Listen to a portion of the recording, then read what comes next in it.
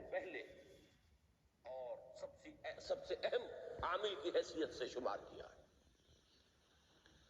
چنانچہ اس کی پہلی آیت جو ہے سورہ آل عمران کے آخری رکوع کی، اس میں تو وہی مضمون جو میں بیان کر چکا وہ آیا ہے، ان فی خلق السماوات والارض واختلاف اللیل والنہار لآیات لأولی الالباب۔ یقیناً آسمان اور زمین کی تخلیق میں اور دن اور رات کے الٹ پھیر میں نشانیاں ہیں ہوش مندوں کے لیے۔ ان کے ذریعے سے انسانی شعور کے اندر وہ معرفت رب اجاگر ہوگی۔ وہ پہلا مرحلہ اس نے طے کر لیا، وہ ڈورمنٹ معرفت اب ایکٹیویٹ ہو گئی۔ اب مزید فکر کا مرحلہ ہے جو اگلی آیت میں آیا ہے، الذین یذکرون اللہ قیاما وقعودا وعلی جنوبہم ویتفکرون فی خلق السماوات والارض ربنا ما خلقت ھذا باطلا سبحانک فقنا عذاب النار۔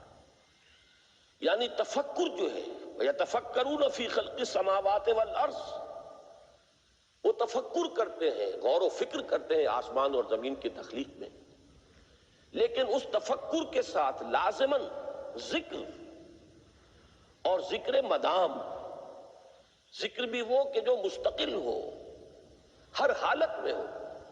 الذین یذکرون اللہ قیاما وقعودا وعلی جنوبہم، وہ لوگ کہ جو اللہ کو یاد رکھتے ہیں، اللہ کا ذکر کرتے ہیں، کھڑے ہوئے بھی، بیٹھے ہوئے بھی، اور اپنے پہلوؤں کے بل یعنی لیٹے ہوئے بھی۔ اب ان تین کے سوا تو کوئی پوزیشن انسان کی نہیں ہے، اسی کا نام ہے دوام ذکر۔ اور اس کے ساتھ اگر وہ تفکر کرتے ہیں تو ان کا فکر اگلی منزل تک پہنچتا ہے۔ تو پہلی شے تھی فکر انسانی کی صحیح رخ پر مزید پیش قدمی اور پیش رفت، اور اس کے لیے لازم ہے ذکر و فکر کا امتزاج۔ دوسری چیز کو لیجئے عمل کی درستی۔ اس عمل کی درستی کے لیے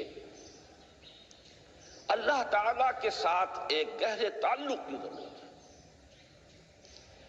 اس لیے کہ صبر کی بحث میں یہ مضامین شاید آپ کے سامنے آ گئے ہو کہ صبر، جہاں مصیبت پر صبر ہوتا ہے،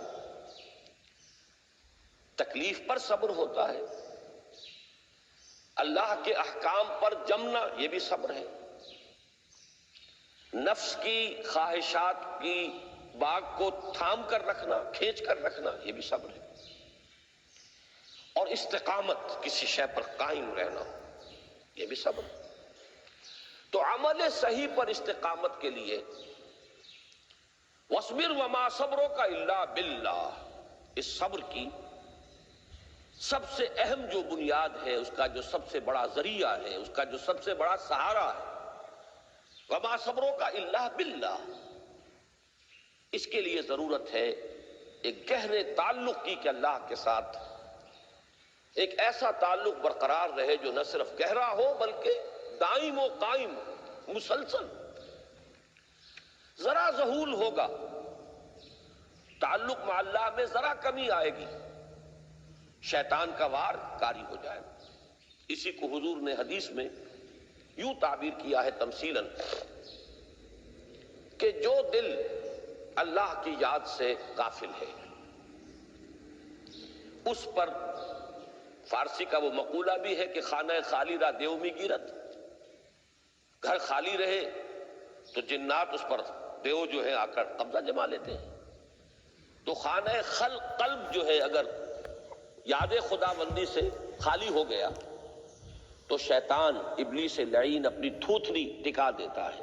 یہ لفظ آتا ہے سور کے منہ کے لیے تھوتنی، جس طرح اس کا نکلا ہوا سا منہ ہوتا ہے آگے، تو یہ لفظ استعمال کیا گیا کہ وہ اپنی تھوتنی انسان کے دل پر جما کر اور پھوکے مارنی شروع کر دیتا ہے۔ تو شیطان کو موقع ہی تب ملتا ہے جب انسان کے تعلق مع اللہ کے اندر کمی ہو، وہ خانہ بالکل خالی ہو گیا ہو یا اتنا ضعیف ہو گیا ہو کہ کل عدم ہو جائے، گویا کہ نہیں۔ تیسری چیز کی طرف آئیے، روحانی ترقی۔ روحانی ترقی کے لیے میں ایک اصطلاح کے سامنے لا رہا ہوں اس سے مراد کیا ہے؟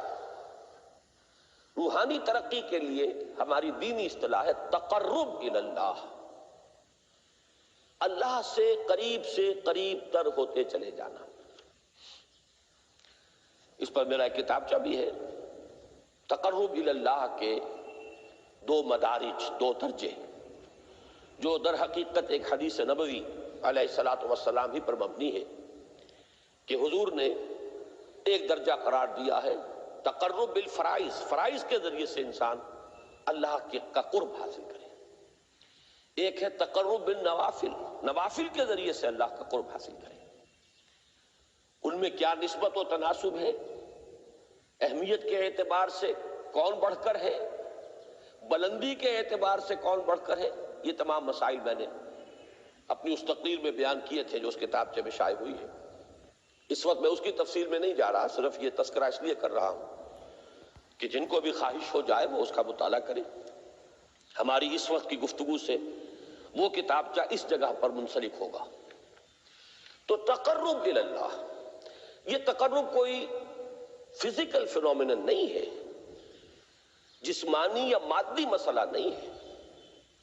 اللہ سے قرب یہ نہیں ہے کہ کوئی کروڑوں میل کا فاصلہ ہے، اب ہمیں کوئی رسی پر چڑھنا ہے اوپر بڑی محنت اور مشقت سے۔ فصل تو ہے ہی نہیں، فاصلہ ہے ہی نہیں، بعد ہے ہی نہیں۔ نحن اقرب الیہ من حبل الورید، ہم تو انسان سے اس کی شہرگ سے بھی زیادہ قریب ہیں۔ ہوا معکم اینما کنتم، وہ تو تمہارے ساتھ ہی ہوتا ہے جہاں کہیں بھی تم ہو، بس صرف یہ کہ تمہاری توجہ نہیں ہوتی، تم اور چیزوں میں مشغول و مصروف رہتے ہو، تم ہماری طرف دھیان ہی نہیں دیتے، تم ہماری طرف متوجہ ہی نہیں ہوتے۔ ہم تو مائل بے کرم ہے، کوئی سائل ہی نہیں، راہ دکھلائیں کسے رہنو منزل ہی نہیں۔ انسان جب متوجہ ہو جاتا ہے اور بڑھتا ہے، آگے پیش قدمی کرتا ہے روحانی اعتبار سے، تو یہ ہے در حقیقت تقرب الی اللہ، اور اسی کو ہم کہیں گے روحانی ترقی۔